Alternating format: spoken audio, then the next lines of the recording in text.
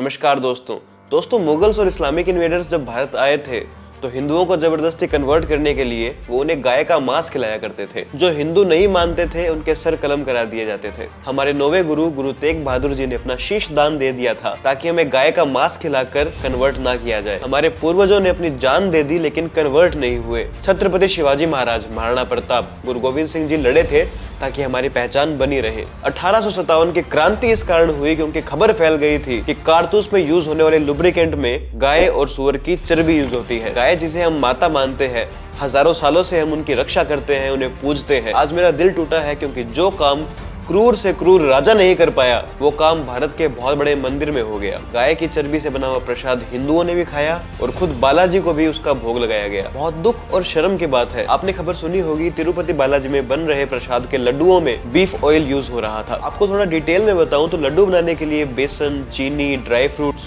घी आदि चीजें यूज में ली जाती है। अब लड्डू बनाने में जो घी यूज हो रहा था उसमें गाय और सुअर की चर्बी और फिश ऑयल यूज हो रहा था। दोस्तों पहले ऐसा नहीं होता था। पहले घी कर्नाटका मिल्क फेडरेशन की कंपनी नंदनी से आता था। नंदनी ब्रांड का घी हमेशा A1 रहा है, लेकिन पिछले साल घी की कुछ प्राइस बढ़ने के कारण TTD तिरुमला तिरुपति देवस्थानम ने नंदनी घी का यूज करना बंद कर दिया क्योंकि घी का प्राइस थोड़ा बढ़ गया था। अब बहुत बड़ा सवाल ये उठता है कि तिरुपति बालाजी देश के कुछ उन मंदिरों में से एक है जहाँ लाखों करोड़ों का चंदा आता है, लाखों करोड़ों का चढ़ावा आता है, लेकिन इस सब के बावजूद मंदिर की कमेटी को सस्ता माल क्यों चाहिए? मंदिर की कमेटी ने पिछले साल बिडिंग सिस्टम स्टार्ट किया था। जिस टेंडर में रेट सबसे कम होंगे टेंडर उसको मिल जाएगा। उसके बाद बिडिंग हुई और जिसको टेंडर मिला उसका प्राइस था 320 रुपए पर केजी। इससे समझ आता है कि ये देसी घी कभी 320 रुपए पर केजी आ ही नहीं सकता, ये घी मिलावट वाला ही होगा। लेकिन एक और चीज नोट करने वाली ये है कि मंदिर की जो कमेटी है सीधे गवर्नमेंट के अंडर आती है। एक साल पहले जगन मोहन रेड्डी की YSRCP की गवर्नमेंट वहां थी। जगन मोहन रेड्डी कितने बड़े क्रिश्चियन अपीजर है ये किसी छुपी बात नहीं है। यहाँ तक कि तिरुपति बालाजी के मंदिर में क्रिश्चियंस को नौकरी तक मिली हुई है।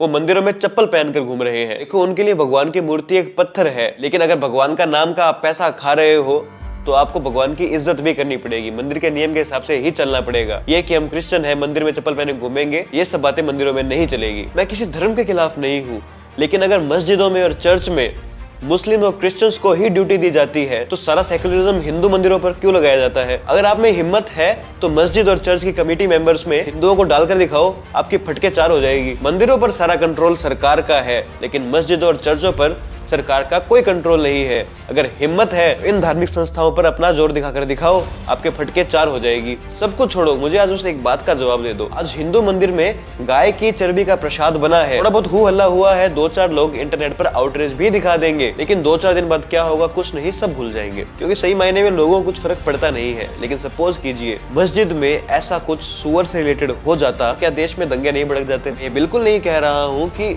हिंदुओं को दंगे भड़काने हैं, हमें इतना कट्टर नहीं होना है। और मेरा मानना यह है कि सिर्फ गाय की बात नहीं है, किसी भी जानवर को मारकर काट कर खाना बहुत ज्यादा गलत है। सही बात यह है कि बात धर्म की आ गई है। हिंदुओं के धर्म के खिलाफ कुछ भी बोलो, पॉलिटिकल रैलीज में कुछ भी बोलो, इन पर फिल्में बना दो, इन पर वेब सीरीज बना दो, इन पर गंदे गंदे डायलॉग बना दो, इन पर आइटम सॉन्ग्स बना लो। क्या है, हिंदू 2 दिन बोलेंगे उसके बाद चुप हो जाएंगे। सही बात तो ये है कि अब इन लोगों को बॉयकॉट करने का समय आ गया है।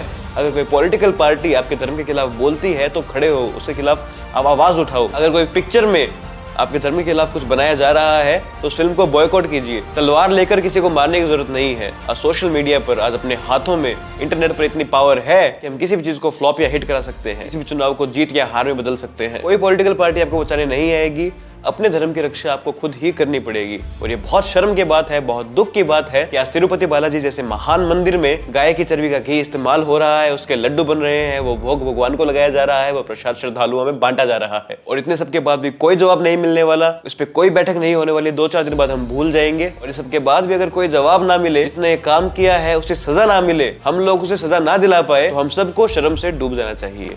बहुत बहुत धन्यवाद। मेरे वीडियो को प्लीज ज्यादा से ज्यादा लोगों तक पहुंचाए। इस वीडियो को लाइक करें, कमेंट करें, इसके रीच बढ़ाएं। मेरा चैनल नया है, इसे सब्सक्राइब कीजिए। ऐसे ही मैं देश और धर्म की बातें करता रहूंगा।